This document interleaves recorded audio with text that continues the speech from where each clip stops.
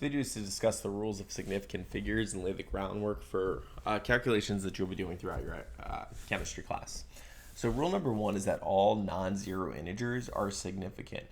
So that means anything 1 through 9, any one of those digits would be considered significant, a problem. So for example, let's do a few here. Let's say I had the number 347. Well, here, all of the numbers are not zero. So 3, 4, and 7 are non-zero integers. Therefore, this number has 3 significant figures. Another example would be like 1,294. We can see here that this has 1, 2, 3, 4 numbers, and none of them are zero. So therefore, this one would have 3 significant figures. Let's try another example. Another example might be the number 3,782, and this number would again have 4 significant figures. So this is generally pretty easy. Students usually don't have too much of a problem with the first rule. The second rule involves zeros. So this rule states that all sandwich zeros are significant. An example of a sandwich zero might be something like 307. This zero lies in between two non-zero integers, the 3 and the 7. Therefore, because it's sandwiched, this 0 is significant. Because of rule 1,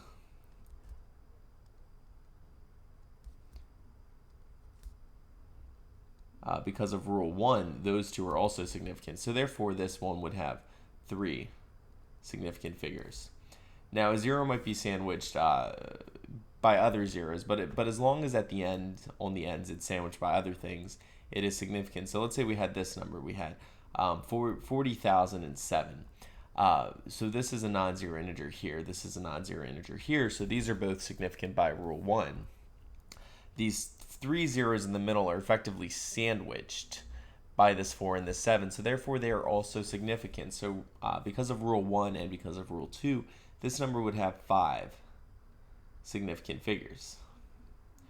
All right, now rules 3 and 4 tend to be where students get tripped up more than anything. So I'm going to spend a little bit more time on these. Rule 3 states that all leading zeros are never significant. So leading zeros are those zeros that come before any non-zero number. So let's go through some examples. One example might be 0.0034. So in this problem here, we have 1, 2, 3 leading zeros. So this 1, 2, 3.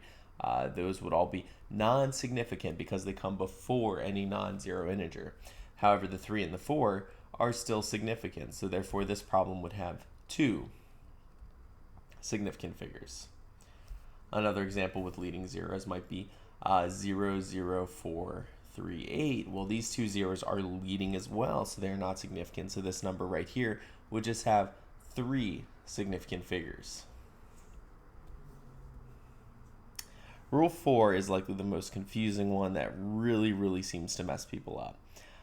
So rule 4 states that trailing zeros are only significant when there is a decimal place. So trailing zero is anything that comes after any non-zero integer.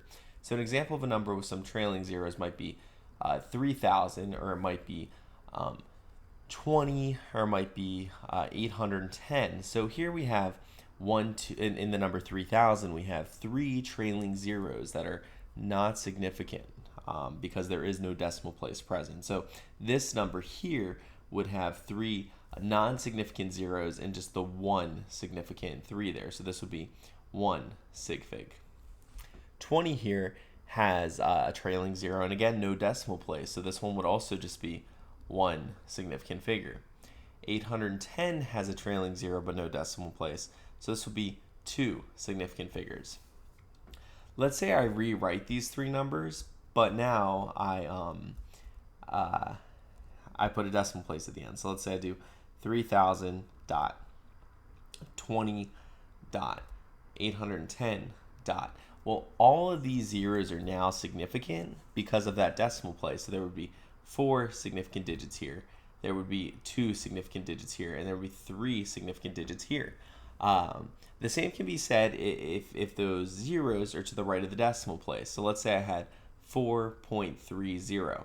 Well, this 0 here is significant because this decimal place makes it so. So this would be 3 significant figures. So this video is getting a little bit cluttered. I'm going to go ahead and start a new video where I'm just going to lay out some examples. I want you to try it, and then I'm going to go over the right answers for you.